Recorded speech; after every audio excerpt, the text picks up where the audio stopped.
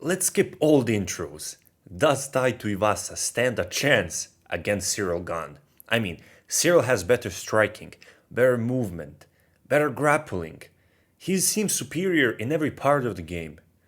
I mean, that being said, I'm picking Tuivasa by TKO, round 1. I mean, look, all jokes aside, I don't think Tuivasa can win against Ciryl Gane unless he lands an absolute bomb and knocks him out. I don't think Tuivasa wins by decision. I don't think he wins by submission. I only think he can win if he surprises, catches Gane, and knocks him out cold. But before that, if you like this content, please like the video, comment your opinions, and subscribe. So I truly believe Tuivasa only wins this fight if he makes it into an absolute brawl, into an absolute banger. I mean, think about it. Tuivasa only had success with Derek Lewis once they entered those brawls, right? Once they entered those wild exchanges. And you bet Ciryl Gane won't wildly enter all kinds of exchanges and swang and bang and whatever. Ciryl Gane is very technical. He's a very technical kickboxer, Muay Thai fighter. You bet Ciryl Gane will keep his distance. His movement is too good. He's hard to hit. Just think about it. I mean, he turned Francis Ngannou into a wrestler. That means even Francis Ngannou, the Ford Escort, whatever the hell Dana was saying, strongest puncher in the UFC, couldn't punch him. So he turned Francis into a wrestler. So you better bet that Tuivasa will have problems trying to catch Ciryl Gane. On top of all of that, Ciryl Gane has bigger reach, both arms and legs. He's taller, he moves better. I mean, Tuivasa really has to enter an absolutely wild exchange if he wants to win this fight. And story is the same for grappling. I mean, both of these gentlemen are really known for their glorious grappling. However, once we put them next to each other, I think Gane wins in grappling as well. Of course, Ciryl Gane's grappling isn't masterful, the best grappling in the game. He doesn't have a beard like Khabib, didn't come from Dagestan or whatever. But look, he does have some takedowns in his career. He has quite a few submission wins. So that means something. On the other hand, Tuivasa, I'm pretty sure, has 0 takedowns in the UFC. And considering that both of them have around 50% takedown defense, I think that presents a much bigger problem for Tuivasa. Because if he can be taken down 50% of the time, and we know Ciryl Gane actually shoots for takedowns, that means trouble for Tuivasa when it comes to grappling. I mean, come on, like Derek Lewis took Tuivasa down twice. Derek Lewis, I mean, that's the first time in my life I've seen Derek Lewis shoot for a takedown. And he got it, right? So, point being, grappling is on the side of Ciryl Gane. Definitely. And I'm aware that by now you think I'm trashing on Tuivasa or I'm disrespecting him. No, trust me, I know how dangerous he is. I would never disrespect a fighter who steps into the cage to fight. I know Tuivasa is a very, very dangerous fighter. He has the ability to shut your lights out, to end the fight with just one strike. So don't worry, I'm not putting any disrespect on Tuivasa.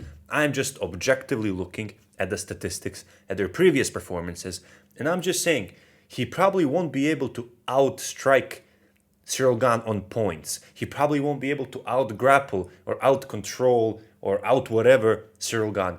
Tuivasa has to make this fight ugly. He has to get Gane's respect. He has to hit him a few times, perhaps make him lose his cool. I think that's one of his ways to victory. He has to make Ciryl Gane lose his cool, lose his composure, perhaps abandon the game plan, right? Engage in a crazy brawl, because in these brawls, uncontrolled brawls, is where power really, really matters. And I think what Tuivasa has on his side in this fight is most definitely power. I think his power is much greater than Ciryl Gane's. I think he punches harder, his elbows are more dangerous. So just by nature of tactics, he has to take this fight to a place where this actually matters more. He will not outpoint Ciryl Gane by strikes. I'm definitely sure of that. However, if he can engage, if he can put Ciryl Gane next to the fence, if he can somehow corner him, if they can be in very close combat where Ciryl Gane cannot stay at a distance to outpoint him. If he can get close, if he can start swinging, so Ciryl Gane has no choice but to swing back. I think this is where Tai Tuivasa's power would win the fight. But also when you think about it, that might be more possible than we think. This fight is in Paris. That means Ciryl Gane is fighting at home, so that can do one of two things, usually with fighters. It can either completely mess up their performance because of pressure. Maybe it's their first time performing in front of their families, in front of their friends, in front of their country. But for some other fighters, it can actually improve their performance. So I think it greatly depends on how Ciryl Gane feels about fighting in France, in front of his people, in front of his family, in front of his friends. Because if he actually gets very nervous and tense because of the place of the fight, that means that Tai Tuivasa can achieve that clinch. He can achieve that swing and bang positions much more easily because Ciryl Gane will lose his cool much more easily. However, if fighting at home gives Ciryl Gane peace and composure and motivation, it might be hard for Tai Tuivasa to actually get him into those positions where power really matters. Overall, my final pick for this main event in Paris is, of course, Ciryl Gane. I think Tai Tuivasa has the capability to end the fight, he has the capability to win the fight. However, I am 90% sure this fight goes to Ciryl Gane. However, this is MMA, man. You never know. You never know. And guys, please don't take these picks as a betting advice or as some sort of financial advice. I'm just a dude on the internet who loves talking about MMA and I have fun making these videos. So, on that note, if you also enjoy these videos, please leave a like, please subscribe so I know you like these videos, so I know you like the channel, so I can keep up the good content. I love making these videos, and if I see that you guys like them too, then we can make them even better. So stay tuned.